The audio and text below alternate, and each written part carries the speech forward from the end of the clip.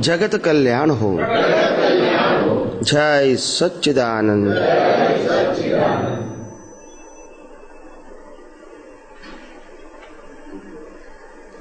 जय सच्चिदानंद।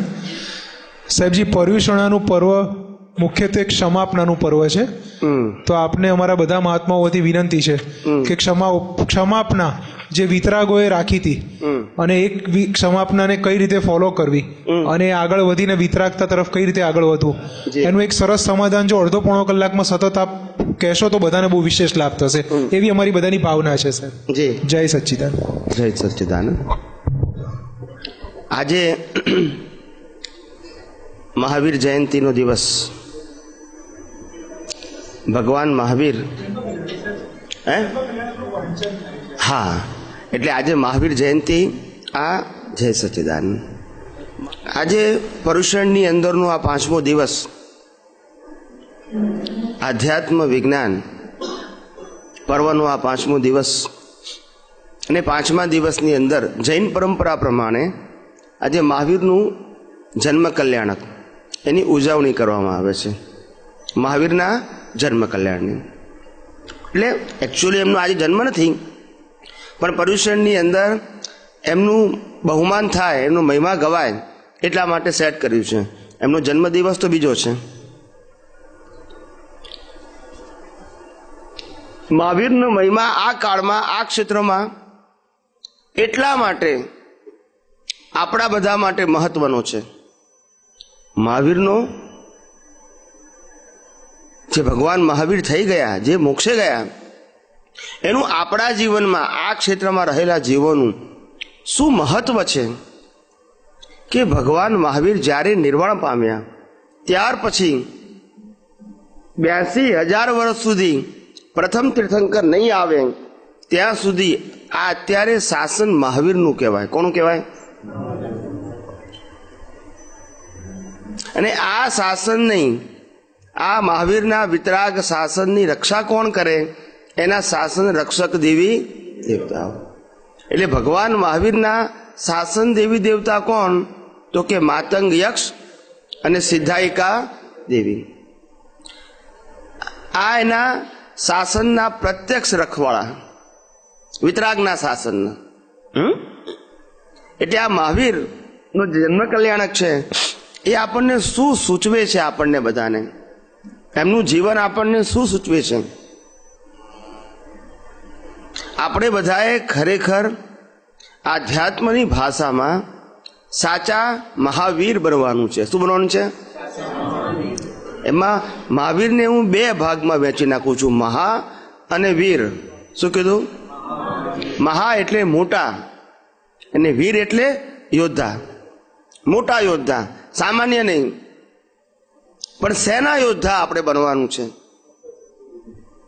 તો કે છે રાગ, દ્વેષ, કસાયો, અજ્ઞાનતા અને તમામ પ્રકારના 8 પ્રકારના કર્મો, એને કેવી રીતે આપણે સમાપ્ત કરી દઈએ? શું કરી દઈએ? ખલાસ કરી દઈએ.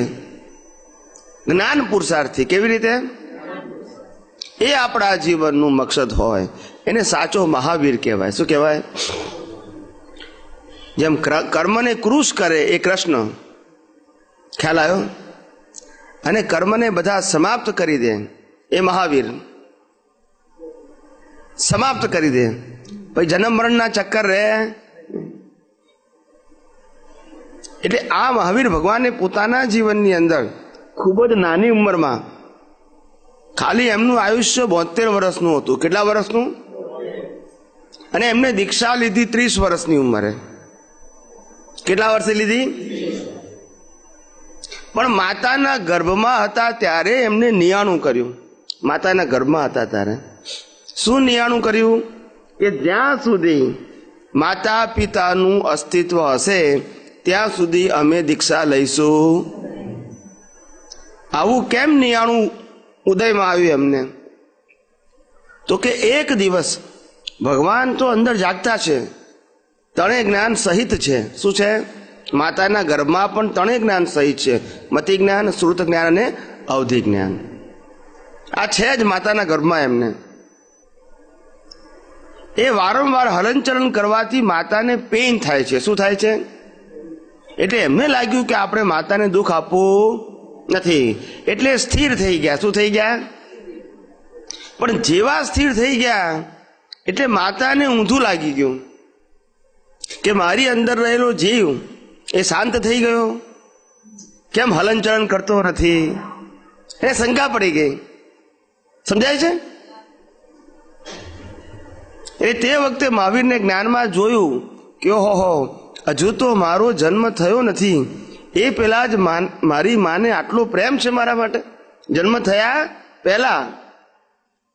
એ માટે ભગવાને તે વખતે માતાના ગર્ભમાં હતા અને નક્કી કર્યું કે જ્યાં સુધી માતા પિતાનું અસ્તિત્વ હોય ત્યાં સુધી દીક્ષા લેવી નહીં. આ ભગવાનનો માતાના ગર્ભનો પ્રસંગ. ત્યાર પછી ભગવાન મહાવીર જેમ જેમ મોટા થયા, આપણી જેમ જ નિશાળે ગયા, ભણવા ગયા, બધું જ આપણી જેમ રાજકુમાર હતા. રાજા મહારાજાના દીકરા હતા રાજકુમાર. અને આપણી જેમ બાળકોમાં જેમ રમીએ એ પણ રમત રમતા હતા બધી. પણ એ ક્યારેય ગભરાતા નહોતા. શું કીધું? અને એમના જીવનની અંદર દેવોએ બહુ પરીક્ષા લીધી છે. શું કર્યું છે? આપણે પહેલા જમાનામાં, અત્યારે તો બધું ઓછું થઈ ગયું છે, પહેલા જમાનામાં એવું હતું કે એક છોકરો આખો વાંકો વળી જાય, પછી એના ઉપરથી બધા કૂદીને જાય, પછી ધીમે ધીમે ઊંચો થાય. શું થાય? અને કૂદકો મારે, એમાં જે ફસાઈ જાય એટલે આઉટ થઈ જાય. આવી એક રમત હતી આપણી. તો આવી રમત મહાવીરના વખતે રમતા હતા. એમાં એક દેવ આવ્યો. શું આવ્યો? દેવે રૂપ ધારણ કર્યું બાળકનું, અને બધા છોકરાઓ કૂદવા માંડ્યા. અને જ્યારે મહાવીરનો વારો આવ્યો ત્યારે એમની હાઈટ વધારી નાખી. શું કરી? સમજાય છે? મહાવીરને તો અવધિ જ્ઞાનને બધું દેખાયું એમને કે આવું કેમ કરે છે. એમને ખબર બી છે આ દેવ છે. એ ભગવાનને કોઈ વેર નથી, દુશ્મનાવટ નથી, પણ ભગવાનની આ મુષ્ટિ હોય ને, મુષ્ટિ, એમાં બહુ તાકાત હોય, પણ અહિંસક હોય. કેવા હોય? એ પેલાને ખાલી બતાવવા પૂરતું હોય. સમજાય છે? મારવા માટે ના હોય, મારવાનો ભાવ ના હોય. તો એક મુષ્ટિ મારે છે એટલે પેલું નીચે બેસી જાય છે દેવ, અને ત્યાંથી જતો રહે છે. એટલે નિર્ભયતા એમના જીવનમાં હોય. શું કીધું? ભય ના હોય. શું ના હોય? કારણ કે દેહ હોવા છતાં પણ માતાના ગર્ભમાંથી જ દેહાતીત હોય. કેવા હોય? જ્ઞાને કરીને. કેવા?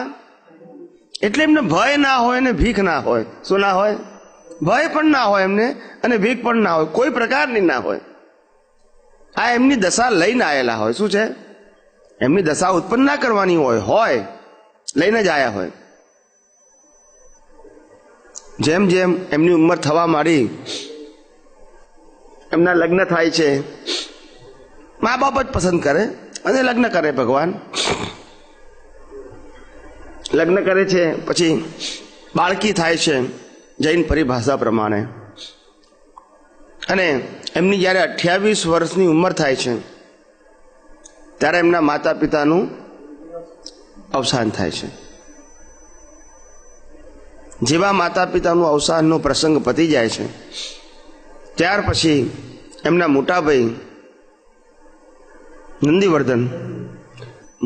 નંદીવર્ધનને વિનંતી કરે છે કે મોટાભાઈ અને ભાભી, આપની આજ્ઞા હોય તો હું અમે દીક્ષા લઉં.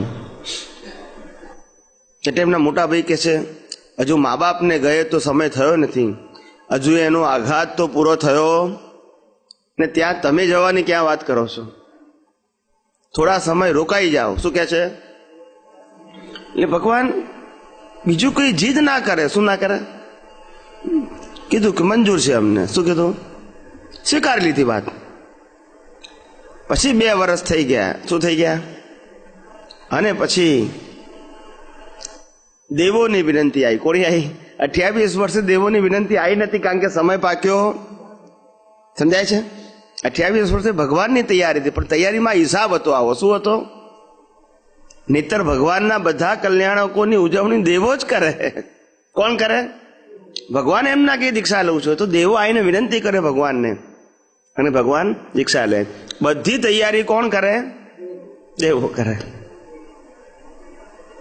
એટલે 30 વર્ષે બરાબર ભગવાન દીક્ષા લે છે અને બધી વસ્તુ લોકોને આપવા માંડે છે, વહેંચવા માંડે છે.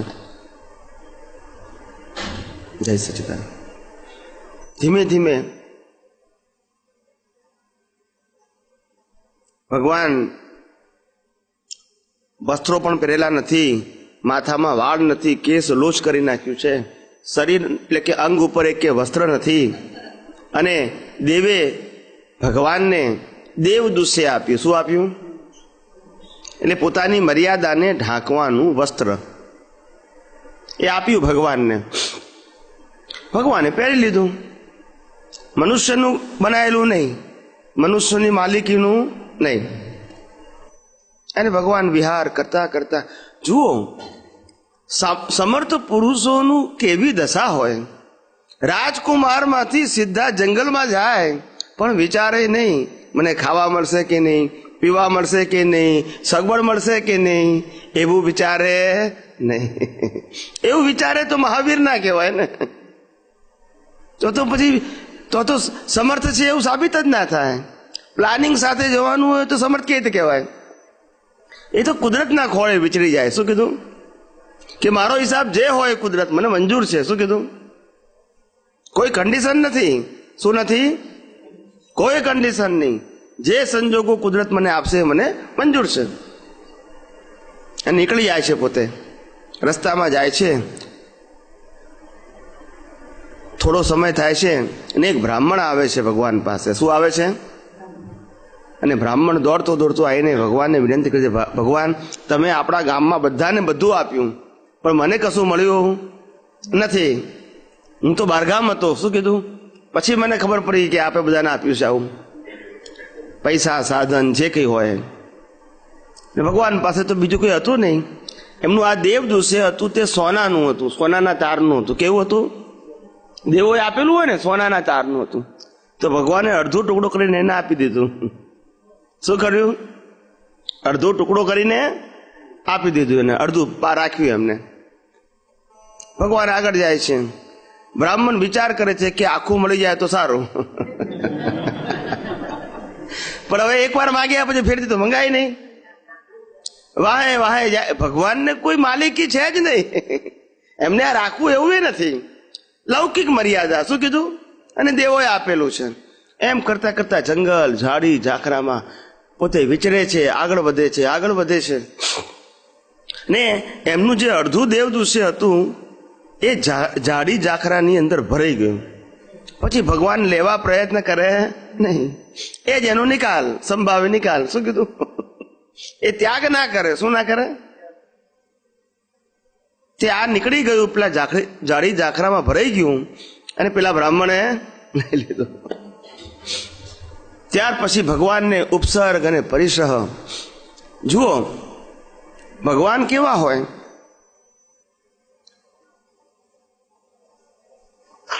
એક વખત ભગવાન એક મંદિરમાં, જૈન મંદિરમાં સાધના કરે છે. અને સાધના કરે છે ત્યારે ત્યાંનો દેવ એમને હેરાન કરે છે. શું કરે છે? એ જે સ્થાન છે એ સ્થાનનો અધિષ્ઠાયક દેવ એ ભગવાનને ઉપસર્ગ પરિસર આપે છે. બધા ભગવાન તો સ્થિર છે. એટલે ભગવાનને પોતાના જીવનની અંદર ખ્યાલ આવે છે કે આ કોઈ પણ વ્યક્તિની માલિકની જગ્યા હોય તો એનો દાવો હોય. શું છે? શું હોય? દાવો હોય. એટલે ભગવાન ત્યાંથી વિહાર કરે છે અને નક્કી કરે છે કોઈની માલિકીની જગ્યામાં નિવાસ કરવો નહીં. શું નક્કી કરે છે? એટલે માત્ર જંગલોમાં જાય છે, કોઈની વાડીમાં, કોઈના ખેતરમાં, કોઈના ઘરમાં પછી નિવાસ કરતા નથી, કારણ કે કોઈની માલિકી છે. શું છે? અને માલિકી હોય તો ક્લેમ હોય. શું છે? એટલે નક્કી કર્યું કે કોઈની માલિકીની જગ્યામાં નિવાસ કરવો નહીં. એટલે પછી ઘોર જંગલોમાં ભગવાન ચાલ્યા કરે છે. આ બધી વાતો તમને એટલા માટે કરું છું, તમને ખ્યાલ આવે કે ભગવાનનું સેન્ટર પોઈન્ટ શું હતું. સંજોગો નહોતા, સગવડો નથી, પોતાનું અલ્ટિમેટ ગોલ કેવળ જ્ઞાન. શું હતું? ને કેવળ જ્ઞાન માટે આ મન વચન કાયાના સંજોગો જે પણ હોય એ સ્વીકાર્ય અને મંજૂર છે. શું કીધું? ખાવા મળે કે ના મળે, પીવા પાણી મળે કે ના મળે, તાપ, તાડ, તડકો, બધા મચ્છર, પશુ પક્ષી, પ્રાણીઓ, હિંસક પ્રાણીઓ જંગલોમાં એ ગમે એટલો ઉપસર્ગ કરે, પણ છતાંય પોતાના ધ્યેયથી ચલાયમાન થવાનું નહીં. પોતાના ધ્યેયથી ચલાયમાન નહીં થવાનું. એનું કારણ શું? આ સ્થિતિ કેમ આવે છે? કારણ કે દેહાધ્યાસ એ 100% ખલાસ થઈ ગયો છે. કેટલો? એટલે શરીર તે હું છું એ દ્રષ્ટિમાં જ નથી, અનુભવમાં નથી. શરીરનો ભોગવટો એ મારો ભોગવટો છે, એ પણ જેને દ્રષ્ટિમાં નથી, અનુભવમાં નથી. ખ્યાલ આવ્યો? શરીરની માલિકી એ પણ પોતાને અનુભવમાં નથી. આવા જે ભગવાન મહાવીર એ જ્યારે વિચરે છે, એમનું એક જ લક્ષ્ય કેવળ જ્ઞાન. પણ કેવળ જ્ઞાન માટે ભગવાનને પુરુષાર્થ ના કરવાનો હોય. શું કીધું? ભગવાનને કેવળ જ્ઞાન રેડીમેડ હોય, પુરુષાર્થ આગલા અવતારમાં હોય. ક્યારે હોય? એ અવતારમાં પુરુષાર્થ ના હોય. એ અવતારમાં તો આ બધા સંજોગોમાં સ્થિર રહી શક્યા, કારણ કે એવું જ્ઞાન દર્શન તૈયાર લઈને આવેલા હતા. માટે મહાવીર કહેવાયા. શું કહેવાયા? મહાવીર. એટલે પોતાના જીવનની અંદર આવી રીતે વિહાર કરતા કરતા કરતા અનેક પ્રકારના ઉપસર્ગો અને પરિસરો જીવનની અંદર આવે, છતાંય પણ પોતાના ધ્યેયથી ચલાયમાન ના થાય, ડગે નહીં. એ રીતે આગળ વધતા વધતા બરાબર 30 વર્ષે દીક્ષા લીધી ને આજે એમને 42 વર્ષ થયા, 42. ને 42મા વર્ષે એમને કેવળ જ્ઞાન થયું. શું થયું? એ કેવળ જ્ઞાન પણ પેલું લોક નથી ને, કોઈ પાછું ગયું એટલા માટે મેં કીધું. બસ. એટલે 42 વર્ષે ભગવાનને કેવળ જ્ઞાન થયું. ઇન્દ્ર મહારાજા પધાર્યા દેવી દેવતાઓ સાથે, અને ભગવાનની પૃષ્ઠવૃષ્ટિ કરે છે. કેવળ જ્ઞાન થાય એટલે એની ઉજવણી કરે છે, સેલિબ્રેશન. દેવો કરે. કોણ કરે? જંગલની અંદર. અને ભગવાન તે વખતે ક્યાં હતા? ભગવાનને જ્યારે કેવળ જ્ઞાન થયું ત્યારે ક્યાં હતા ભગવાન? રુજુ વાલિકા નદીના કિનારે. અને એમનું આસન કયું હતું? ગૌ દોહાસન. ગાયને જેમ દોહે ને તે વખતે જે રીતે ઊભા પગ ઉપર બેસે એ આસન ઉપર ભગવાન હતા, સાલકી વૃક્ષના ઝાડ નીચે. અને તે વખતે ભગવાનને કેવળ જ્ઞાન થયું. દેવી દેવતાઓ હાજર થઈ ગયા. ઇન્દ્ર મહારાજા ખુદ આવ્યા એમના પરિવાર સાથે. ભગવાનનો મહિમા એવો હોય. અને ભગવાનને કેવળ જ્ઞાન થયું. ત્યાર પછી દેવો દુદુંબી વગાડે અને જાહેરાત કરે. જાહેરાત એટલે આપણે શબ્દોમાં બોલીએ છીએ એવી ના હોય, એ ધ્વનિ રૂપે જ હોય. અને લોકોને જાણ કરે મહાવીરને કેવળ જ્ઞાન થયું છે. ત્યાર પછી સમોવસરણની રચના કરે. શું કરે?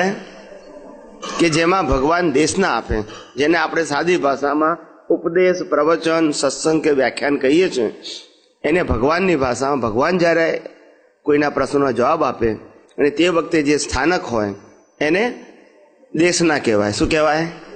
એટલે જગ્યાને સમોવસરણ કહેવાય અને ભગવાન બોલે એને શું કહેવાય? દેશના કહેવાય. એટલે સ્થાનના રચના જેને સમોવસરણ કહેવાય એની રચના દેવી દેવતાઓ કરે. ઇન્દ્ર મહારાજાના નિશ્રામાં ને સુંદર મજાનું સમોવસરણ બનાવે અને ભગવાનને વિનંતી કરે, આપ જગતના કલ્યાણ માટે, લોક કલ્યાણ માટે આપ ઉત્તમ નિમિત્ત છો, આપ પધારો. ભગવાન ત્યાં આગળ આવે. ભગવાનને ખબર નથી કોણ આવવાનું છે, કોણ નથી આવવાનું છે, કોણ આવ્યું છે અને કોણ નથી આવ્યું, એ એમની દ્રષ્ટિએ ના હોય. પણ જેવા ભગવાન ત્યાં આગળ સમોવસણમાં બિરાજમાન થાય, એમની વિશેષતા એ હોય કે ભગવાન એક સાઈડે ઓરિજિનલ હોય અને બાકીની 3 સાઈડે એમના બિંબ હોય. બિંબ એટલે એમના જેવા જ શું હોય? એમના જેવા બિંબ હોય. એટલે આપણને ભગવાન જેવું જ ભાષે આપણને. એટલે એને જૈન પરિભાષામાં ચોમુખજી કહે છે. શું કહે છે? જેનું મુખ 4 બાજુ હોય. આ કુદરતી રચના છે. દેવી દેવતાઓ કરે. કોણ કરે? દેવી દેવતાઓ કરે. એટલે ભગવાન આની રચના કરે, અરે દેવી દેવતાઓ આની રચના કરે, ભગવાન ત્યાં બિરાજમાન થાય અને આમ જનતા ત્યાં આગળ આવે, બેસે. ભગવાન પોતાનું દેશના આપે અને દેશનાની અંદર જે જે જીવોને દીક્ષા લેવાનો ભાવ થાય, સ્ત્રી કે પુરુષ ગમે તેને દીક્ષા લેવાનો ભાવ થાય, આવી એક પરંપરા હોય. શું છે? પણ ભગવાનની જે પહેલી દેશના હતી એની અંદર કોઈ જીવે દીક્ષા લીધી નહીં. એટલે ભગવાનની પહેલી દેશના વ્યવહારથી એવું કહેવાય કે નિષ્ફળ ગઈ. શું છે? વ્યવહારથી. ભગવાનની તો સફળતા કે નિષ્ફળતાનો પ્રશ્ન હોય જ નહીં. એમને તો બધો નિકાલ છે, જે હોય તે. સફળ થાય તોય સંભાવે નિકાલ, નિષ્ફળ થાય તોય સંભાવે નિકાલ. એને કોઈ પુરુષાર્થ નથી. બીજી દેશનાની અંદર સાધુ અને સાધ્વીઓ તૈયાર થયા દીક્ષા માટે અને તે વખતે દીક્ષા આપી અને ચતુર્વિધ સંઘની સ્થાપના કરી. શું કર્યું? ચતુર્વિધ સંઘની સ્થાપના કરી. ભગવાન ચતુર્વિધ સંઘની સ્થાપના પણ ઇન્દ્ર મહારાજાની વિનંતીથી કરે. કેવું કરે? પોતાની સ્વતંત્રતાથી ના કરે. મારે સંઘ સ્થાપવો છે એટલે ના સ્થાપે, વિનંતી કરે. કારણ કે હંમેશા તીર્થંકરો પોતે નવા સંઘની સ્થાપના કરે ત્યારથી જૂના તીર્થંકરે સ્થાપેલા સંઘના શાસનનો અંત આવે. સમજાય છે? ત્યાર પછી મહાવીરનું શાસન શરૂ થાય. ચતુર્વિધ સંઘની સ્થાપના પછી થાય, શાસનની રચના થાય પછી શાસન શરૂ થાય. એમના જન્મથી ના થાય. સમજાય છે? એટલે આવી રીતે ભગવાનના શાસનની સ્થાપના થઈ અને પછી તો જેમ જેમ ભગવાનની જ્યાં જ્યાં દેશના હોય ત્યાં મોટા મોટા રાજા મહારાજાઓ, મોટા મોટા ઋષિમુનિઓ એમની દેશના સાંભળવા, પ્રશ્નો પૂછવા ભગવાનને આવવા માંડ્યા. ને એમાં જ આ ગૌતમ સ્વામીને બધા આવ્યા. 11 ગણધરો, બધા બ્રાહ્મણ હતા. બધા શું હતા? ભગવાન મહાવીરના બધા ગણધરો શું હતા? બ્રાહ્મણ હતા. ભગવાન પોતે ક્ષત્રિય હતા.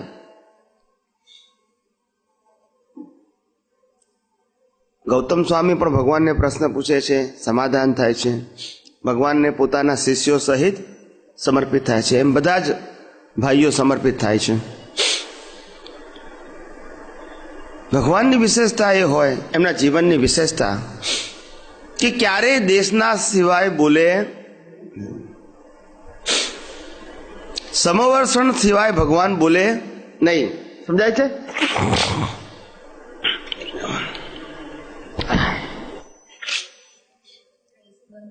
ના ના બસ થોડી શરદી થઈ ગઈ છે. ઠંડકની શરદી નથી, ઠંડકની કે દૂધનો પદાર્થ ખાવામાં આવી જાય ને એની શરદી છે. શરદીની ઠંડીની શરદી નથી. એટલે ભગવાનને આ રીતે જ્યારે એમની વિશેષતા હોય, એ ક્યારેય ભગવાન જન્મથી નિર્વાણ સુધી જગત કલ્યાણ કરવાનું ઉત્કૃષ્ટ નિમિત્ત હોવા છતાં ભગવાન ક્યારેય પોતે સામેથી કલ્યાણ કરવાના પ્રયત્ન કે પ્રયાસમાં હોય નહીં. આખી લાઈફમાં ના હોય, જન્મથી નિર્વાણ સુધીમાં. ખ્યાલ આવે છે? એ કલ્યાણ સ્વરૂપ હોય, ઉત્તમ ને શ્રેષ્ઠ નિમિત્ત હોય, પણ પોતે પ્રયત્ન કરે નહીં. કુદરતની કરામત એવી છે કે જેની જે લાયકાત હોય એને સંજોગો કુદરત પૂરા પાડે. કોણ પૂરા પાડે? ને એ પૂરા પાડે એમાં પણ કરતાપણું હોય નહીં. આવી ભગવાનની દશા હોય. હજારો લાખો વ્યક્તિઓ એમની દેશનામાં ધર્મસભામાં આવે, સાંભળે, સમજે, દીક્ષા લે, ભગવાને કહેલી વાતો, એમને બતાવેલા આચારો એ પોતે પાળવા પ્રયત્ન કરે. સંસારીમાં શ્રાવક શ્રાવિકા તરીકે અને ત્યાગીમાં સાધુ સાધ્વી તરીકે.